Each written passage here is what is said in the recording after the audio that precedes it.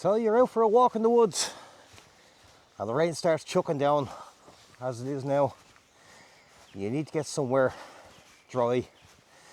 So you need to do two things really. You need to protect yourself from the rain coming down, and you need to protect yourself from the wet of the ground.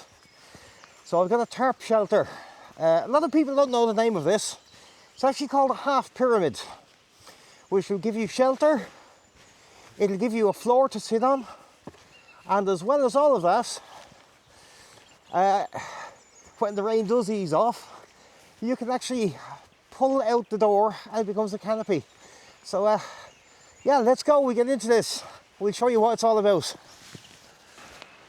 So guys, what I have today is the DD 3x3 tarp again.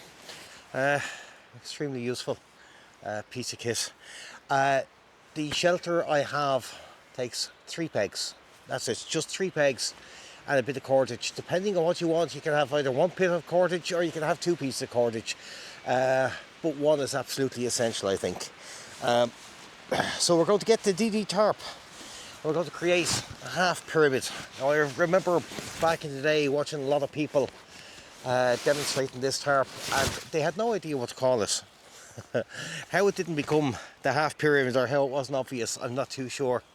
Just use a little twig here to hold my bag, and there's the pegs and the bit of cordage. So the first thing we're going to do with the DD tarp, we're going to roll it out, fold it in half, and that's important because if it's lashing rain, it is raining here at the moment, but it's not too bad in the woods, much worse as I was walking the trail.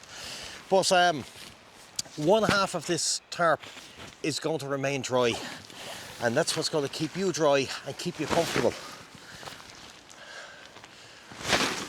Get out there, there we go.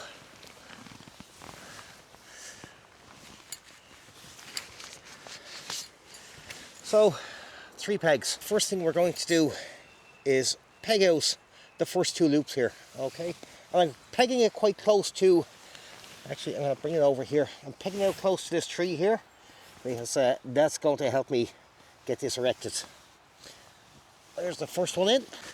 So now we just come over to this side here, and again we're pegging that in here. You know, the next one is going to be interesting. So we're going to leave this loop here unpegged, and you'll see why in just a moment. And on this end of it here, forget the top loop, okay? We're only going to peg in this corner here, leaving this free, and the reason for that will become obvious in just a moment. So this is where your bit of paracord or your bit of guide line comes in, and I've just got a little carabiner on this just to make life a little bit easier for myself. You should always carry a couple of carabiners with you. You never know when you might need them. So I'm just going to connect this to the center loop, and this is where things get interesting, guys. You'll see me pulling this across and it's skating across here. Alright, so I'm going to take the guide line and I'm going to go as high up on this tree as I can, which is not easy for somebody who's as little as me.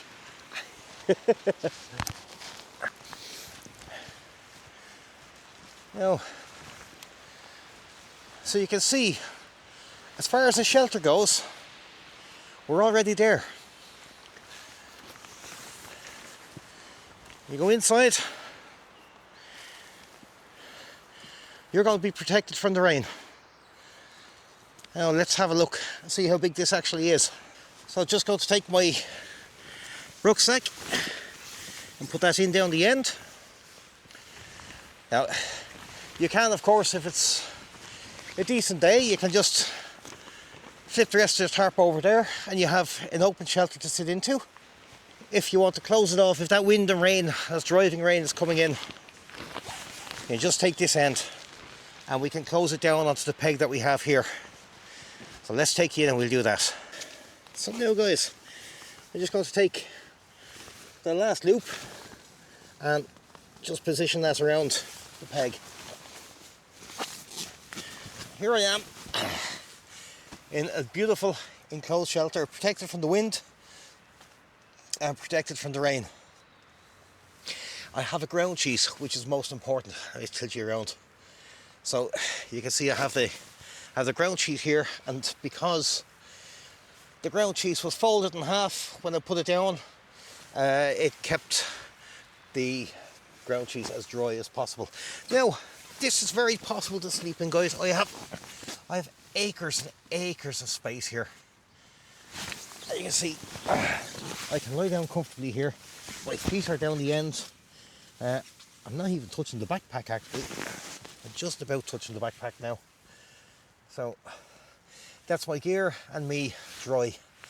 This shelter took about 3 to 4 minutes maybe to post up. Probably a little bit longer with the filming, but yeah. So what do you think, guys? I tell you what, you could definitely sleep in here. No two ways about it. You could absolutely sleep in here.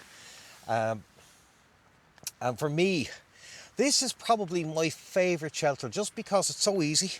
I have a ground sheet, I have space, and if I want to sit up, okay, I have to move from the side, but yeah, I can sit up in it. So it's all really good. And what's lovely about this, if the wind eases off, we can just take our sidewall here, chuck a stick underneath it, and it becomes a canopy. I think we got in just in time, guys. There's the rain. It's only a pitter patter, but it's there. Let's get the canopy set up and got to get a cup of coffee. So I've just found a piece of stick here. One thing you won't be short of in the woods here is a piece of stick. So just going to take the corner loop, give it a little twist. Okay, you might be short of sticks, but sometimes you're short of sticks that aren't rotten. It's okay. Part 2, let's go again.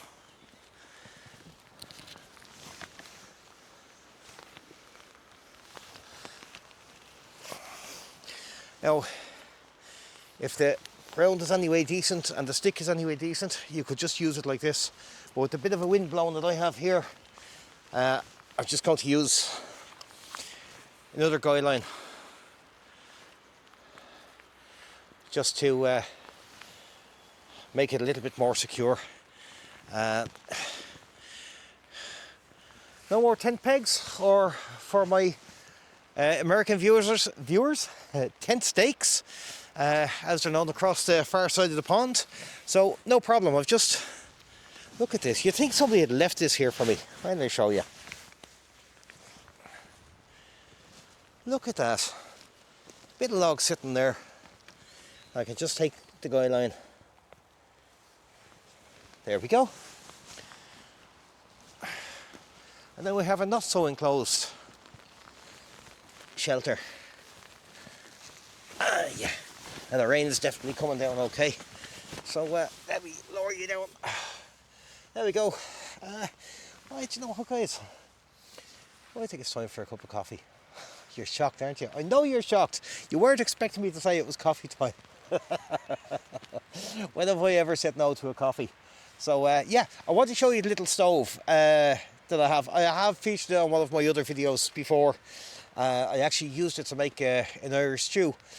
But I was talking to Claire from Warm Mugs and Wild Places. If you haven't checked out Claire's channel, check it out. It's absolutely beautiful. It's lovely narration, beautiful scenery, and yeah, she's a character. So check out Claire's channel. But when I was talking to Claire, we got talking about the 3FUL conical stove, and I realised I haven't used mine for a long time. So I'm going to get it out now, and I'll talk you through it, and we'll have a little cup of coffee. This is the stove itself. It comes in 2 little pieces. So the original Caldera stove is no longer available. Poor Norman passed away, and there's a couple of companies making these stoves at the moment. There's one in the US, one in Scotland, and there's 3FUL in China. So that's the top of the stove already assembled. Now, there we go.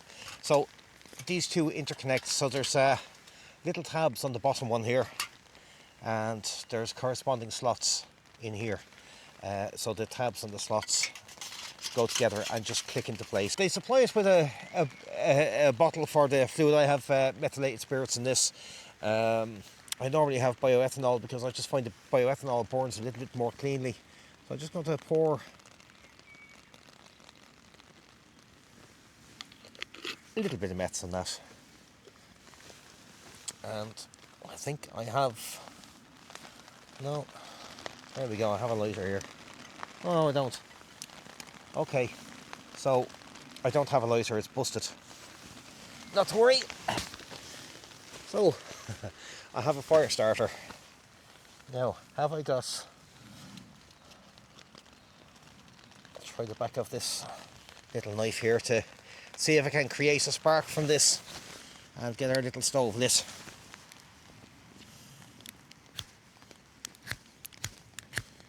Well, that's not going to work.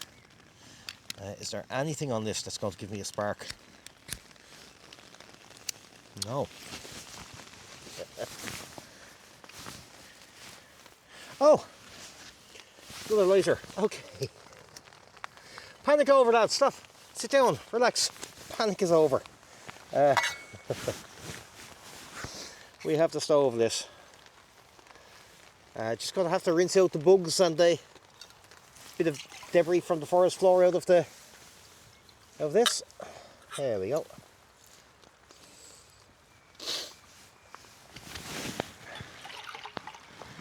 I get enough in there for a mug of coffee.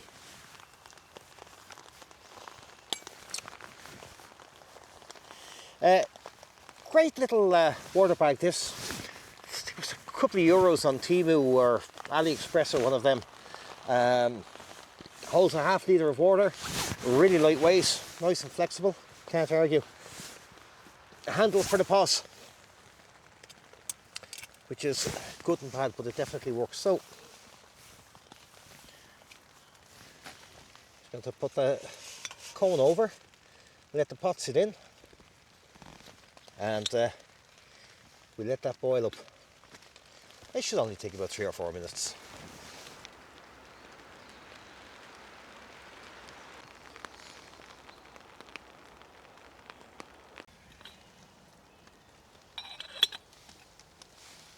Trust me to find the knife I was looking for after I needed it. So that was the little fire starter I have.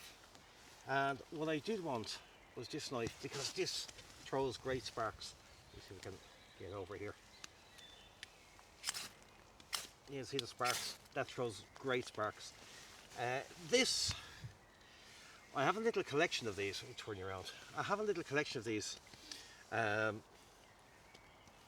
this is the Open L number 12 knife.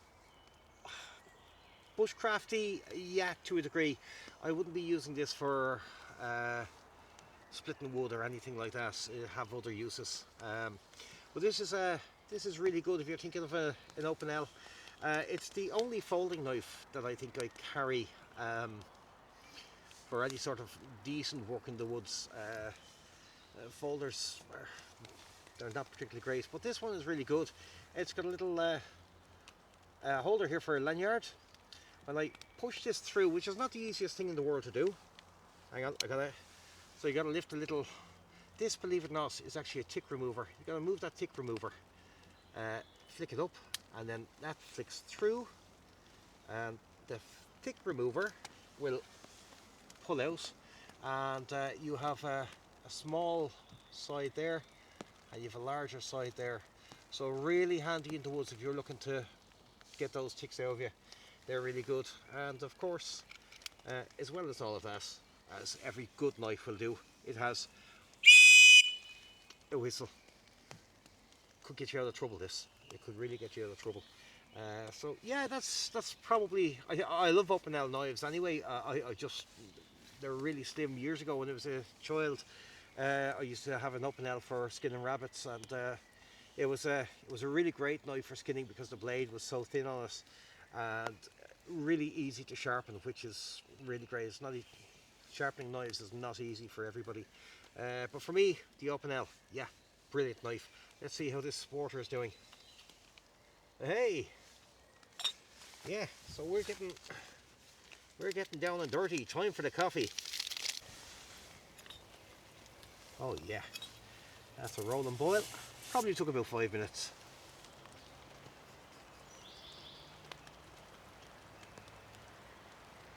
Oh, this smells good.